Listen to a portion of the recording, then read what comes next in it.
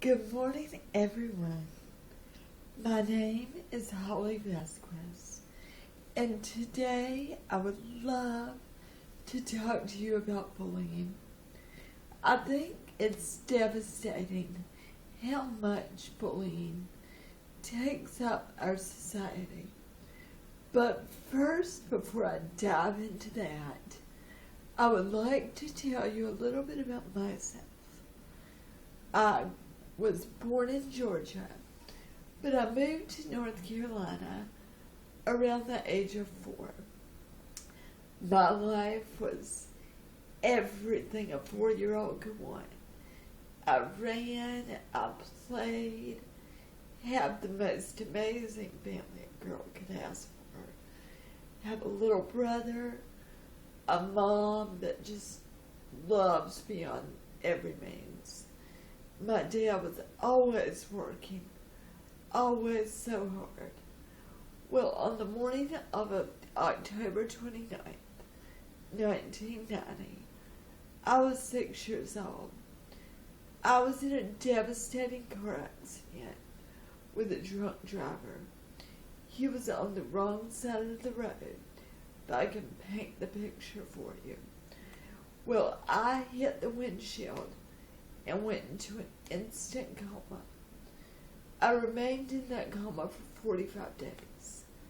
Now, doctors tell my mother I would more than likely be a vegetable for the rest of my life. Clearly, no 6-year-old is going to be a vegetable. How many do you know that like them? But on a more serious note, I did wake up.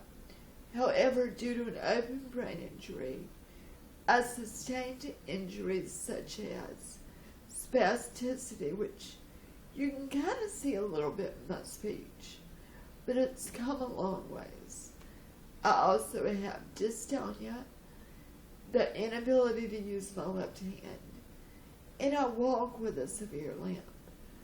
Now, I am 30 now, so clearly it doesn't bother me nearly as bad. But at the age of 6, it was horrible. But I got lucky. I had 3 extremely important people in my corner when I woke up. I had my principal, Stan Weathersby, my first grade teacher, and my mother, my warrior. So when I woke up, they put me directly back in regular classes when January began. Now, if you can imagine, let me paint a picture for you in the fact that this was 1990. Now, if you do your research, the Americans with Disabilities Act was founded in 1990, but this meant it wasn't really implemented. So, I am in Albemarle, a small little town, set in their ways. And here is this physically handicapped girl going back into regular classes. Our battle was amazing. When I first returned, I couldn't walk and I couldn't talk, but I could learn. A 6-year-old's mind is still moldable, and the way that you treat them affects everything. Let me paint a picture for you. Alright, so we would go out to eat. For a lot of 6-year-olds, 7-year-olds, their parents ordered for them, not my mom. The minute I could speak, I would look at her and go, "Well, Mom, I want this." And she said, "Well, I'm not your waitress, tell her." But Mom, she can't understand me. So tell her again. Tell her until she understands you. I think that was my first sign of independence. And I thank my warrior of a mom for that. But going back to the bullying, so I'm in school. I'm the only one with a physical disability in this class. So I am picked on in every way you can imagine. My best friend, not calling names, told people if they hung out with me, they would catch what I had. Now, as dumb as that sounds, for a first grader, it made complete sense. So I grew up with no friends in grade school.